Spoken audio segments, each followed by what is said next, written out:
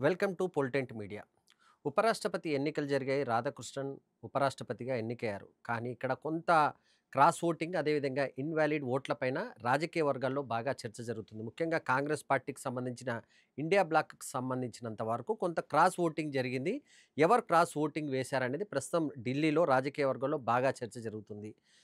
India కూటమికి సంబంధించి దాదాపు 10-15 మంది బీజేపీకి సంబంధించిన రాధాకృష్ణన్‌కి ఓటు వేశారు. వాళ్ళు ఖచ్చితంగా క్రాస్ ఓటేశారన్నది ఒక ప్రచారం ఉంది. ఎందుకంటే వాళ్ళు ఊహించిన మెజార్టీ కన్నా దాదాపు 10-15 ఎక్కువ ఓట్లు వచ్చినట్టుగా బీజేపీ వర్గాలు గూడా అంగీకరిస్తున్నాయి.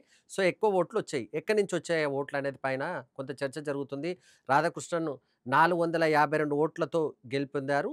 కేవలం కాంగ్రెస్ పార్టీ మద్దతిచ్చినా, లేకపోతే ఇండియా బ్లాక్‌కి సంబంధించిన సుదర్శన్ రెడ్డికి మాత్రం కేవలం 300 ఓట్లు మాత్రమే వచ్చాయి.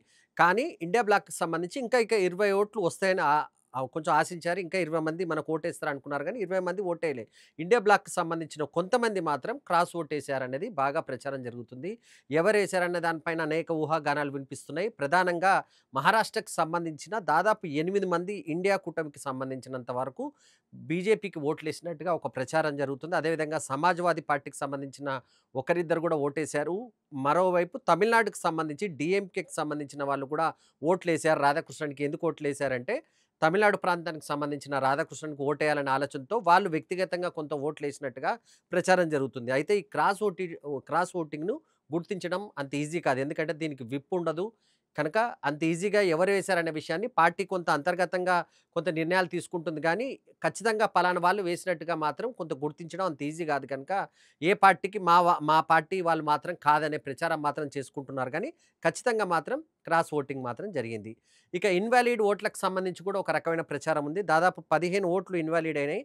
కావాలని అంటే ఇది మాత్రం చాలా విచిత్రంగా ఉంటుంది. ఇది ఎన్‌డీఏకి సంబంధించి అంటే బీజేపీ, ఎన్‌డీఏకి సంబంధించి దాదాపు 10 మంది ఈ కూటమికి సంబంధించిన వాళ్ళు ఇన్వాలిడ్ ఓట్లు వేసినట్టుగా తెలుస్తుంది. కాంగ్రెస్ పార్టీకి సంబంధించి కాంగ్రెస్‌తో పాటు ఇండియా కూటమికి సంబంధించి ఇంకొక 5 మంది ఇన్వాలిడ్ ఓట్లు వేసినట్టుగా తెలుస్తుంది. అది కావాలని వేశారా? లేకపోతే ఏ ఉద్దేశ్యంతో వేశారన్నది మాత్రం రాజకీయ వర్గాల్లో చర్చ జరుగుతుంది.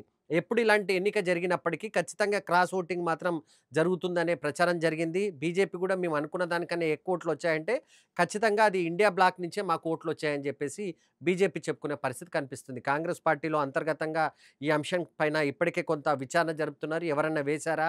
ఎట్లా వేశారు? ఎందుకేశారు? ఏ రకమైన పరిణామాలున్నాయన్న అంశం పైన కాంగ్రెస్ పార్టీలో కొంత చర్చ మొదలైంది. సమాజ్‌వాదీ పార్టీకి సంబంధించిన ఇద్దరు, ముగ్గురు ఎమ్మెల్యేలు చాలా కాలం నుంచి బీజేపీకి కొంత దగ్గరగా ఉంటున్నారు గనుక వాళ్ళు గూడా ఓట్లు వేశారనే ప్రచారం మాత్రం జరుగుతుంది. మొత్తానికి ఎన్నిక జరిగింది. ఈ నెల 12వ తేదీన ఆయన ఉపరాష్ట్రపతిగా రాధాకృష్ణన్ ప్రమాణ స్వీకారం చేయబోతున్నారు. అయినప్పటికీ క్రాస్ ఓటింగ్ అంశం మాత్రం రాజకీయ పార్టీల్లో చర్చ జరుగుతుంది. ఎవరు ఎవరికేశారనే అంశం పైన మాత్రం ఇప్పటివరకు ఇంకా క్లారిటీ రాలేదు.